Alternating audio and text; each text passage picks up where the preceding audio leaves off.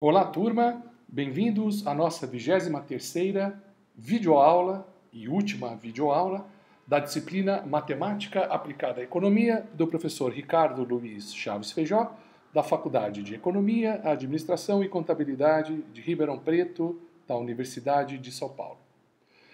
Como nas demais videoaulas, nesta, em algum ponto, eu indicarei uma questão do Chiang que vocês devem atacar, resolvê-la e encaminhá-la por e-mail no prazo máximo de uma semana. Vamos à aula?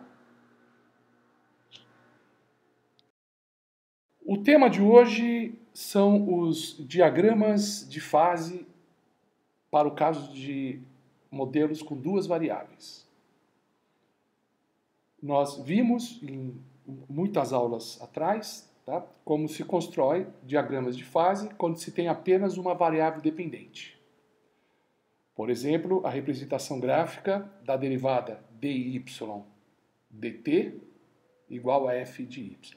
Então, neste caso, que nós já vimos, a única variável dependente era a variável y. Veja que, neste caso, como agora, a variável t não aparece como argumento da função f. Ou seja, estamos trabalhando com uma classe mais restrita de equação diferencial autônoma. Tá? Nós já vimos o gráfico, que é o diagrama de fase, correspondente à função de uma variável dependente apenas. Isso já foi visto. E naquela ocasião, nós trabalhamos com três tipos de linhas de fase. Ok? As linhas de fase podem cruzar o eixo real de y. Tá? Quando a linha de fase cruza o eixo abscissa, que representa os valores da variável dependente y, nós temos dy dt igual a zero. Exatamente porque o outro eixo, né, o eixo da ordenada, nós temos a derivada. Então, nós vimos que era o gráfico de y contra dy dt. E aqui está o gráfico, no caso 41, que reproduz o gráfico que nós vimos muitas videoaulas atrás. Tá? Trata-se do plano que tem, como vocês estão vendo, no eixo horizontal a variável dependente, a única variável dependente y, e no eixo vertical a derivada de y em relação a t. Tem aqui as linhas de fase A, B e C. A característica da linha de fase A, ela é monotônica crescente, a linha B é monotônica decrescente e a linha C, ela é circular, é uma curva fechada, nesse caso circular. Tá? Aproximadamente circular, né? Um pouco oval aí no desenho. Né? Então, no caso da linha de fase A, então vocês estão vendo que o ponto YA, que é onde a curva cruza o eixo da abscissa, ok? Na situação de dy dt igual a zero, que corresponde a um ponto de equilíbrio instável. Ou seja, qualquer ponto à direita tende a se afastar cada vez mais do equilíbrio, qualquer ponto à esquerda tende a se afastar cada vez mais. A direita se afastando à direita, cada vez mais à direita, e a esquerda se afastando da esquerda, cada vez mais à esquerda, portanto, y é um ponto de equilíbrio instável. Então, as curvas monotônicas crescentes estão associadas a equilíbrio instável. Né? O caso B, a linha de fase B, é monotônica decrescente. Como nós vimos, ela está associada ao equilíbrio estável, que é exatamente o ponto YB. À direita, a convergência, ou seja, ele retorna ao ponto, em qualquer ponto inicial à direita. Então, à direita há movimentos à esquerda na direção do equilíbrio, e à esquerda há movimentos à direita na direção do equilíbrio, ele retorna ao ponto de equilíbrio. Né? Porque os pontos à esquerda correspondem à região onde dy dt é positivo, portanto o y está crescendo, então ele tem que crescer, portanto retornar a yb. À direita é a região onde dy dt é negativo, portanto ele deve decrescer. Né? Ele sempre decresce abaixo, no quarto quadrante, e ele cresce no primeiro quadrante. Nesse caso, os dois movimentos garantem um equilíbrio estável, e no caso da linha de fase A, o caso anterior, o equilíbrio era instável, pela mesma lógica. E vamos ao caso C. O caso C, você tem dois pontos, tá, em que a derivada se anula, que é o ponto YC e o ponto YC' mais à direita. Então a curva é circular, a direita tende acima, né, ou seja, no primeiro quadrante ele tende a crescer, no quarto quadrante tende a decrescer, o que caracteriza esse movimento horário. Tá? E o que representa o ponto YC e o ponto YC'? Representa uma situação análoga a um pêndulo. Sabe um pêndulo? Está se movendo em torno de uma posição de equilíbrio, a posição mais baixa, e aí quando ele atinge a altura máxima, a velocidade lá em cima, ele se anula, mas ele se anula só por um instante, né? Ele não fica parado, né? Então, a velocidade se anula porque há uma inversão no sentido do movimento, né? Que é o que acontece em YC e YC'. São dois pontos de mudança de sentido de movimento, não é um ponto de repouso, tá bom? Então tem outra, embora também nesses dois pontos, YC e YC', dy dt seja igual a zero, ok? Muito bem, agora veremos diagramas de fase para sistema de equações diferenciais. Portanto, nós vamos ter mais de uma variável dependente, né? Quando você tem sistemas, você tem mais de uma variável dependente, como nós vimos nas videoaulas anteriores. Tá? Esse sistema pode ser linear ou não linear, porque como a nossa representação é puramente gráfica, a gente não precisa fazer uma restrição de que os sistemas sejam lineares. Tá? Então vamos supor, por simplicidade, inicialmente, duas equações diferenciais de primeira ordem. Tá? Então eu tenho a equação diferencial, caso de tempo contínuo, né? Portanto diferencial. Y' é igual a f de x e de y. Y' é igual a g de x e de y. Tá? Então vocês estão vendo que a variável x, tá? Ela depende de y, a derivada da variável x depende de x e de y. A derivada da variável y depende também de x e de y. Eu tenho duas variáveis dependentes, né? E o comportamento das derivadas ao longo do tempo depende de uma relação que envolve as duas variáveis dependentes em questão. Tá? X e y são variáveis dependentes. Tá? A variável independente seria o tempo, que não aparece explicitamente porque o sistema é autônomo. Ok? Então, também nesse caso, a variável independente t não entra como argumento. Tá? Reforçando, o sistema é autônomo, então t não entra como argumento. Os argumentos são as variáveis dependentes x e y. Muito bem. Busca-se obter o espaço de fase. Vamos ver como é que se obtém o espaço de fase nesse caso. Com base nesse espaço, vamos avaliar qualitativamente a direção do movimento das variáveis dependentes com as mudanças em t. Nesse espaço de fase, vamos identificar as chamadas linhas de demarcação. Tá? O que é uma linha de demarcação? É uma linha associada à condição em que a derivada da variável dependente se anula. Então, como tem duas variáveis dependentes, tem duas linhas de demarcação. A primeira é dx dt igual a zero, a segunda é dy dt igual a zero. Então, são vários pontos, tá, que compõem uma linha, tá, e para todos esses pontos, a derivada da correspondente variável dependente se anula. Então, tem a linha em que dy dt igual a zero e a linha em que dx dt igual a zero. Certo? Ok? Então, essas linhas, elas delimitam regiões no espaço de fase. Tá? Cada região tem essa característica, né? A região em que dx dt é maior que zero e a região em que dy dt é menor que zero. Tá? Ou, se eu pensar na variável dependente y, a região em que dy dt maior que zero e a região em que dy dt é menor que zero. E ao longo, né, da linha de demarcação, a respectiva derivada se anula. Tá? Então, essas regiões são delimitadas por essas condições, o fato de estar à direita ou à esquerda da respectiva linha, e também são delimitadas pela reta real para cada variável x e y.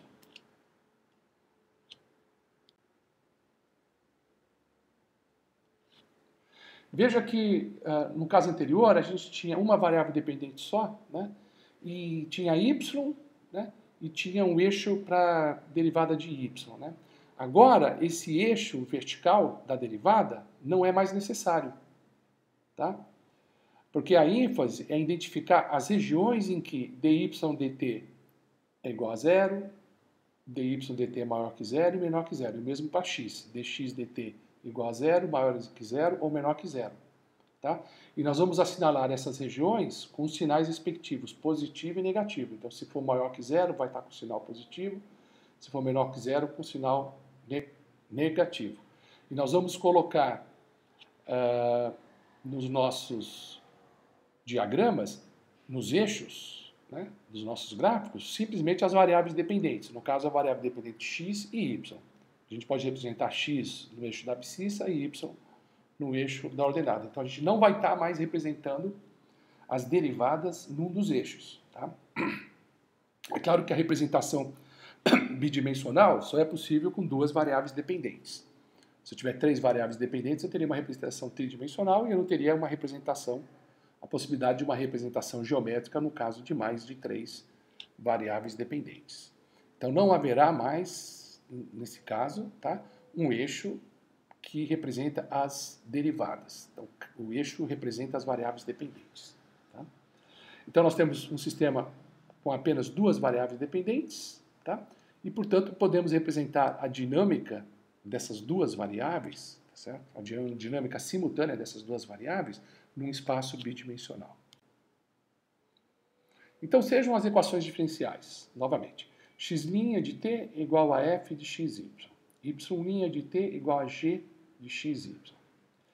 Vamos ver como são as curvas de demarcação. Como vimos, essas curvas são os gráficos dessas equações nas condições em que elas se anulam, ou seja, as derivadas se anulam, como nós dissemos anteriormente.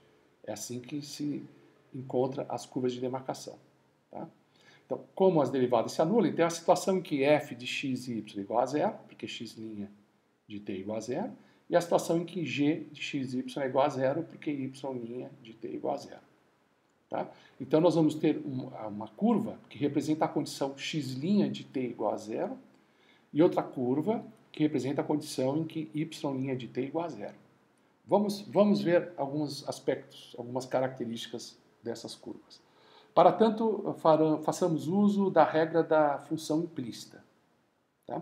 Porque pelo teorema da função implícita, a gente sabe, né, qual é a inclinação da curva x' de t igual a zero.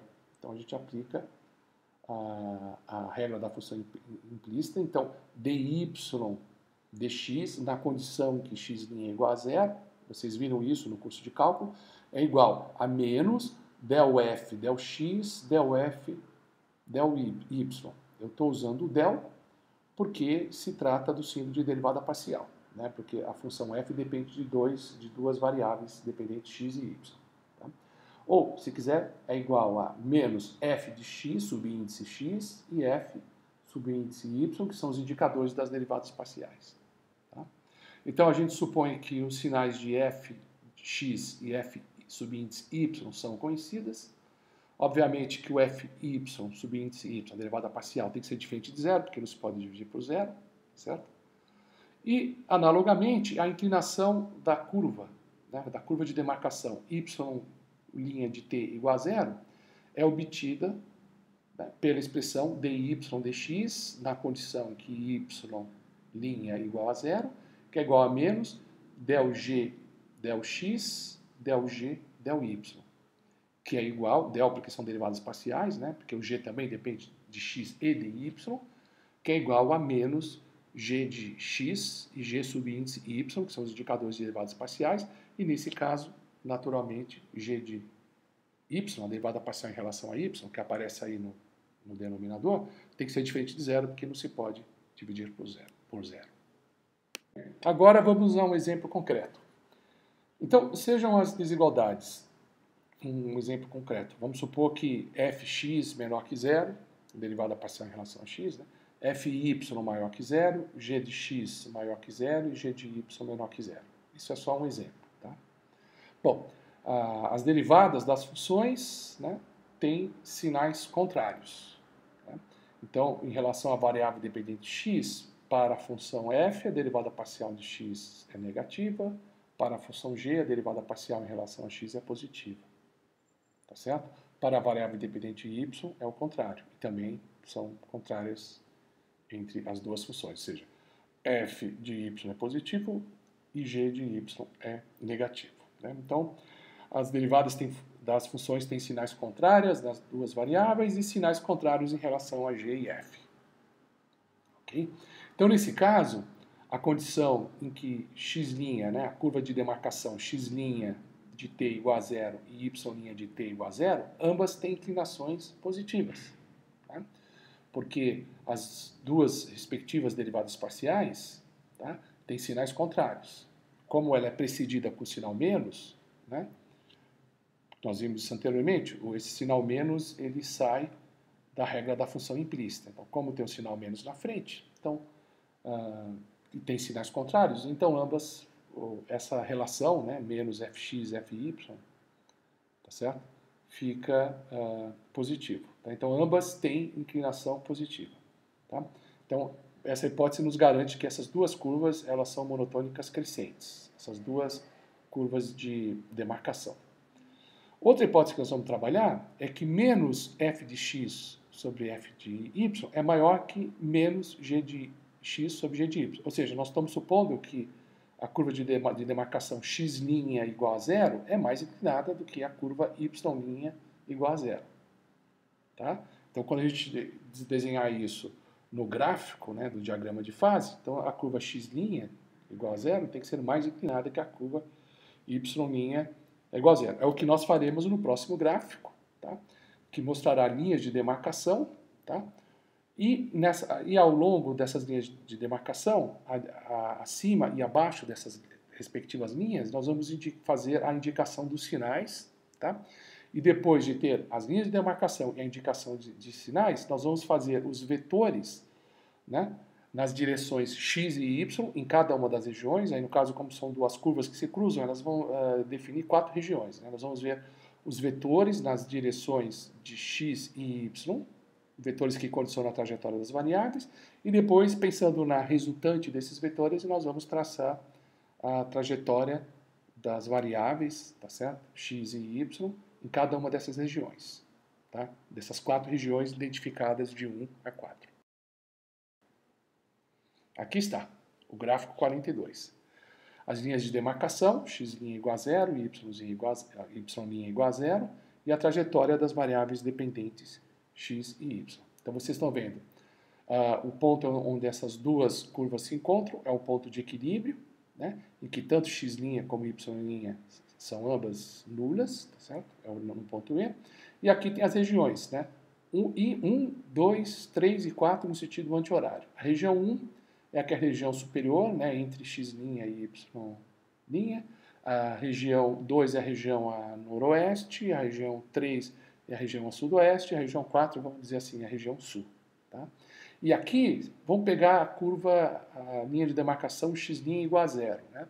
Então, à direita, eu vou escrever o sinal negativo, tá?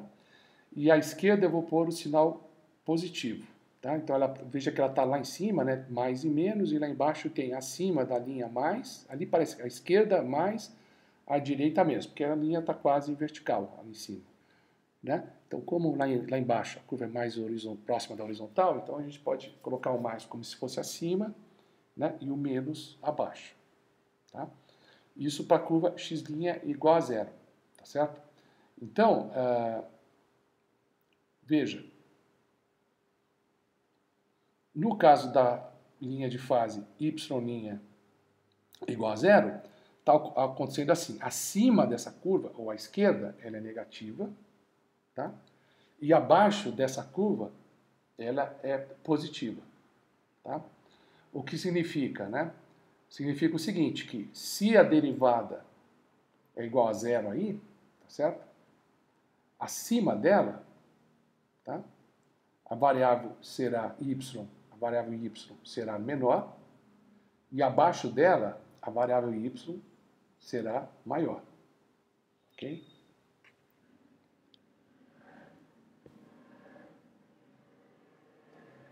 Olha só, o ponto E indica um equilíbrio intertemporal do sistema na condição em que x' e y' é igual a zero. Ok? Olha a hipótese que nós estamos trabalhando, né?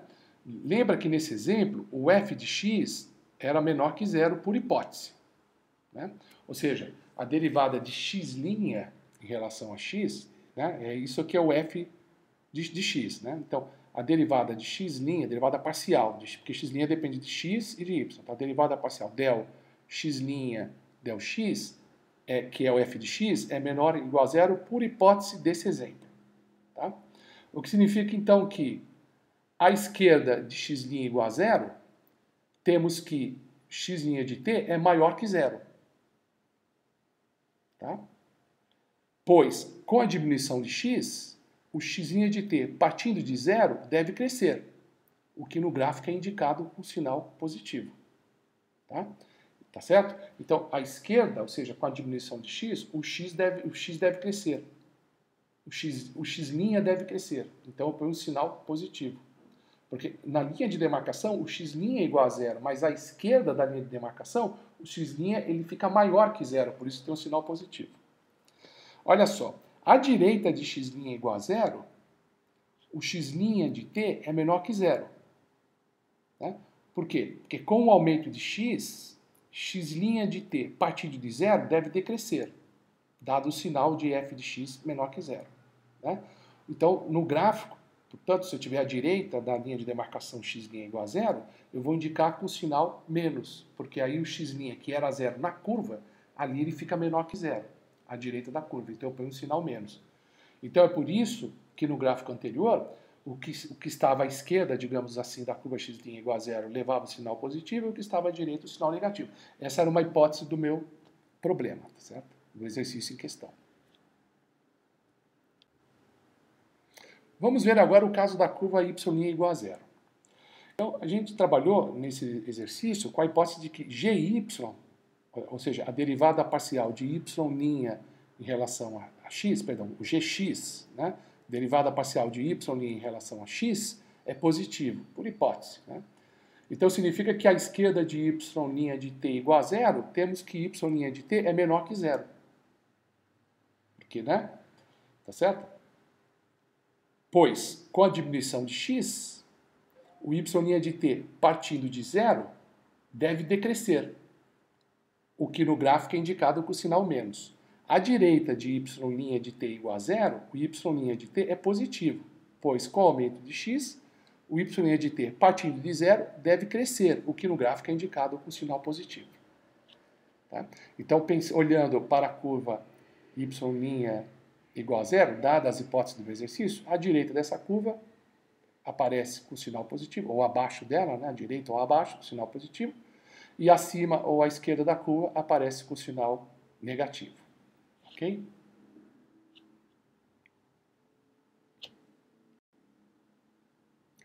Agora temos condições de traçar as linhas de fluxo. Tá? O que são essas linhas? São os caminhos ou trajetórias de fase que descrevem a dinâmica específica do movimento das variáveis do sistema. Tá? O gráfico 43 indica as linhas de fluxo do exemplo anterior. Então, notem, né? No gráfico anterior, eu tinha, em cada um dessas regiões, 1, 2, 3 e 4, eu tinha representado ali, né, os vetores ortogonais que indicavam a direção de crescimento em x e em crescimento em y. Então, por exemplo, na região 1, o x cresce à esquerda, tá? Que ele vai de negativo para positivo à esquerda, e ele cresce na direção vertical para baixo. Então, ele vai de negativo para positivo, indo de cima para baixo. Então, os dois eixos estão indicados, tá certo? Na direção do quadrante sudoeste. Na região 2, ocorre o crescimento de x à direita e o crescimento de y para baixo. Na região 3, x cresce à direita e o y cresce para cima. E na região 4, o x cresce à esquerda e o y cresce para cima. Então, com base na orientação desses vetores ortogonais, a gente consegue determinar as linhas de fluxo, tá certo? A direção do movimento das variáveis dependentes. Se ele estiver no quadrante 1, olha só, ele tende ao equilíbrio, olha, por uma região ali mais ou menos equidistante entre as duas linhas de demarcação. Então, ele tende a se aproximar por essa região equidistante. Se ele estiver na região 2, ele também tende a se aproximar, tá? A tendência é que ele se aproxime numa região indicada ali pela seta. Por exemplo, se estiver no ponto A, ele vai por essa seta, tá? Se ele estiver no ponto C, ele vai pelaquela curva, aquela trajetória curva. Se ele partir do ponto B, ele vai por aquela outra trajetória curva indicada. Se estiver na região 3, ele tende por um caminho aproximadamente na região equidistante das duas linhas de demarcação, na direção de E. E na região 4, ele tende por várias trajetórias, ele pode ir direto, né? Se ele estiver ali mais ou menos no meio da região 4, ou ele pode ir fazendo curva à esquerda, fazendo curva à direita. Tá? Depois, esse gráfico indica algumas coisas. Por exemplo, se você partir do ponto C, na hora que cruza a curva x' igual a zero, ele cruza verticalmente. Né? Porque no momento em que ele no momento em que ele cruza essa curva, né, do ponto de vista da variável x, tá certo? O x' é igual a zero. Né? Então, ele tem variação da variável y quando cruza essa curva, mas ele não tem variação da variável x, porque x' é igual a zero. Por isso, ele tem que cruzar a curva x' igual a zero verticalmente. Ok? Veja que lá embaixo, ele está cruzando, ele está entrando, né, na curva x' igual a zero, vindo da região 4, também acontece a mesma coisa. Olha, ele está cruzando, né, a curva x' igual a zero verticalmente. Eu tentei indicar ali com essa linha tracejada vertical, tá certo? Que o cruzamento ocorre verticalmente. Tá? E ali, olha, vocês estão vendo que quando cruza a curva y igual a zero, ele cruza, olha, lá em cima à direita, na direção nordeste, olha, ele cruza horizontalmente. E lá embaixo, vindo do ponto B, ele tem que cruzar também horizontalmente. Tá? Ou seja, o cruzamento com a linha de demarcação y igual a zero, ele ocorre horizontalmente, e o cruzamento, né, das linhas de fluxo com a curva de demarcação y igual a zero, ele ocorre verticalmente. Tá? Exatamente por isso, né, pelo fato de que é x' igual a zero, então não tem variação em x, então tem que ser vertical. A outra não tem variação em y, portanto tem que ser horizontal, que indica que não há variação em y no momento em que cruza a linha de demarcação, tá bom? Então, o ponto E é ponto de equilíbrio temporal globalmente estável, porque todos, partindo de qualquer ponto aí do plano, ele converge para E, tá certo? Se a linha passa por A, ela fica sempre na região 2, em que já se encontra. A linha que passa em B e C, por exemplo, cruzam de uma região a outra. A de B para a região 3, a de C caminha à região 1. Quando a linha de fluxo que passa em C cruza a linha de demarcação x' de t igual a zero, nesse ponto ela tem inclinação vertical. Quando a linha de fluxo que passa em B cruza a linha de demarcação y' de t igual a zero, aquela tem neste ponto inclinação zero. Né? Inclinação horizontal. Em suma, as linhas de fase atravessam a linha de demarcação x' de t igual a zero com inclinação vertical e a linha de demarcação y' de t igual a zero com inclinação nula. As linhas de fluxo, elas não indicam velocidade ou aceleração, só indicam a direção e o sentido na trajetória das variáveis dependentes do sistema. São as chamadas trajetórias de fase. As únicas informações de velocidade que fornece, naturalmente, é que em x' igual a zero, a velocidade em x é zero, e em y' de t igual a zero, a velocidade em y é nula. Pois nesses pontos ocorre mudança de direção na trajetória da variável cuja velocidade é zero. Em outros pontos não tem informação sobre velocidade. Bom, vamos discutir tipos de equilíbrio, mas antes disso eu gostaria nesse slide de indicar a questão da aula. Então trata-se do exercício na página 598 da quarta edição do Xiang, o bloco de exercícios 19.5, o exercício 4. Tá bom? Então vamos lá. Nesta sessão vamos examinar 4 tipos de equilíbrio, caracterizados como sendo nós, pontos de Sena, equilíbrios do tipo foco e vórtices ou centros de equilíbrio. Começando pelos equilíbrios do tipo nós. Nos nós, todas as linhas de fluxo fluem de modo não cíclico em direção a um ponto, o nó em questão, quando são nós estáveis. Ou então todas as linhas de fluxo fluem de modo não cíclico, afastando-se dele no caso de nós instáveis.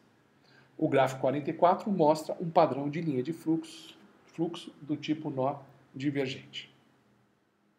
Gráfico, a representação das linhas de fluxo do tipo nó divergente. Então vocês estão vendo, né?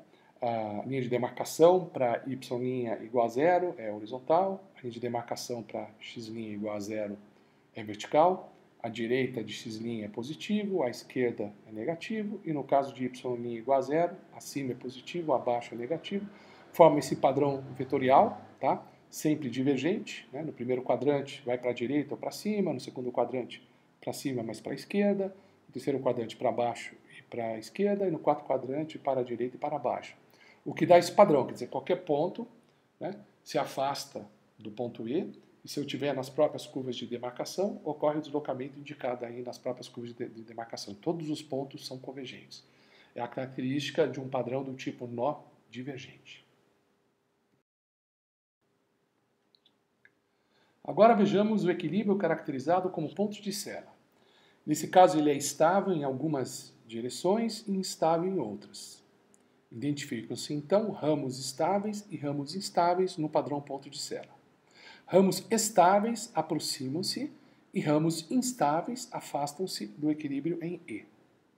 No gráfico 45 a seguir, representa essa situação de um ponto de Sela em que o equilíbrio é estável, vindo-se de noroeste a sudeste, tá? E em sentido contrário, ou em sentido contrário, e instável quando se caminha de sudoeste a nordeste, ou o contrário. Outras trajetórias em que ocorre deflexão nas linhas de fluxo estão representadas na figura. Gráfico 45, a representação das linhas de fluxo do tipo ponto de Sela.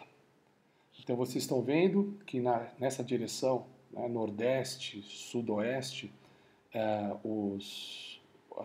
as variáveis dependentes se afastam do equilíbrio, tá?